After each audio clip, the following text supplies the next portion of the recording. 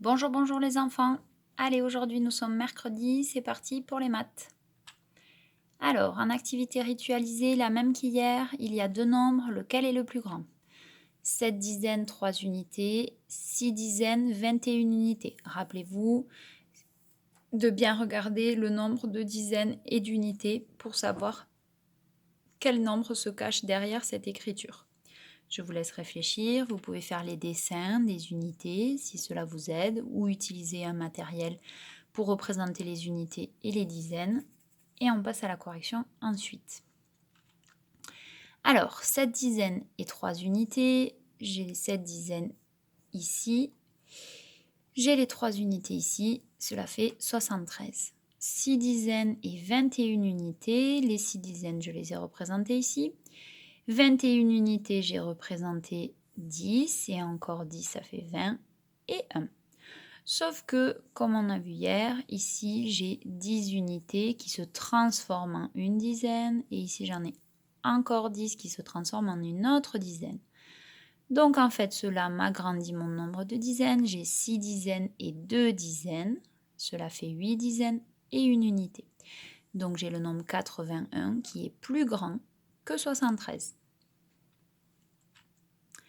En calcul mental, on revoit l'étape d'addition. Donc hier, je suis quasi certaine que vous n'avez pas fait toute l'étape d'addition, donc je compte sur vous pour faire aujourd'hui celle qu'il vous manque, ou du moins quelques-unes. En résolution de problème, vous avez ce type de problème. Alors, je vous le lis. Lily a 15 € dans son porte-monnaie. Elle achète un livre qui coûte 5 € et une trousse qui coûte 8 €. Combien reste-t-il d'argent dans le porte-monnaie de Lily?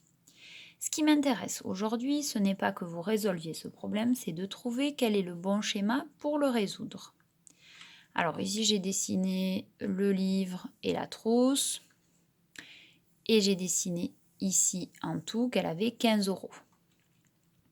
Donc on a deux schémas. Ça, c'est l'argent qu'a Lily dans son porte-monnaie.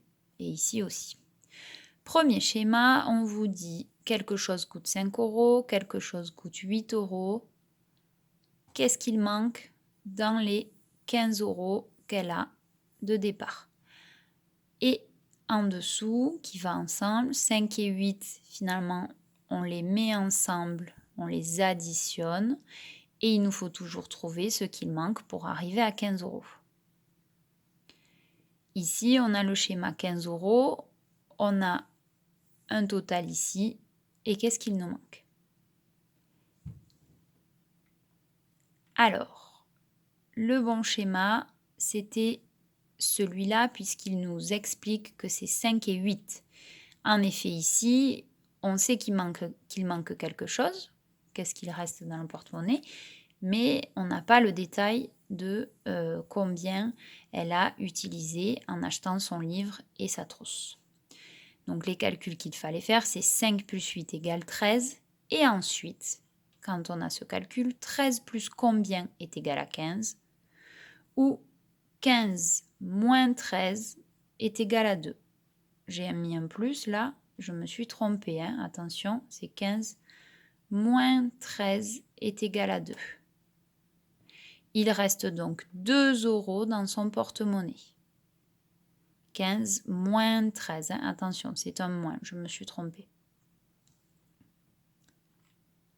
En apprentissage aujourd'hui, alors, nous allons apprendre à jouer au jeu de la course A. De la course A en trouvant un nombre. Alors, quel est le but de ce jeu? Écrire le nombre donné. Par exemple, jeu de la course à 20. Là, c'est l'exemple que je vais vous donner pour la partie. Comment on joue à ce jeu? Le premier joueur écrit 1 ou 2 dans sa colonne. Donc si vous êtes ici, c'est le joueur A qui commence. L'autre joueur ne peut ajouter que 1 ou 2 au chiffre écrit par l'adversaire. Et le premier qui arrive au nombre visé gagne la partie. Alors, pour cette première partie, on joue à la course à 20. Le joueur A commence, il écrit 2. Le joueur B décide d'ajouter 2. Il peut ajouter 2 ou 1, je vous rappelle. Donc il fait 2 plus 2, c'est égal à 4. Le joueur A décide d'ajouter 1. 4 plus 1 est égal à 5. Le joueur B reprend le 5 et ajoute 2. 5 plus 2 est égal à 7. Ici, il ajoute encore 1. 7 plus 1 est égal à 8. Lui, il ajoute aussi 1. 8 plus 1 est égal à 9. 9 plus 1 est égal à 10. Il décide toujours d'ajouter 1. 10 plus 1 est égal à 11. 11 plus 1 est égal à 12. 12 plus 2 est égal à 14. Attention, on se rapproche de 20. Il va falloir commencer à essayer un petit peu de réfléchir. Et ensuite, 14 plus 2 est égal à 16. 16 plus 2 est égal à 18. Et ici, 18 plus 2 est égal à 20. Donc, c'est le joueur A qui a gagné puisqu'il est arrivé le premier à 20. Alors, pour jouer à ce jeu, il faut être 2. Donc, vous trouvez un partenaire, soit votre grand frère, votre grande sœur, cousin, cousine, bien sûr papa ou maman, ou quelqu'un d'autre qui est capable de jouer avec vous. Et je vous propose comme nombre cible le nombre 25. Ensuite, après avoir joué à ce jeu, une petite feuille d'exercice de numération. On compare les nombres avec plus petit que ou plus grand que. On calcule ses soustractions et on complète le château des nombres avec les nombres que l'on a travaillés ces dernières semaines de 60 à 99. Je vous laisse faire ça et ensuite, voici la correction.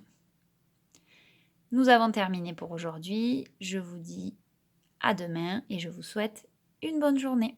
Au revoir.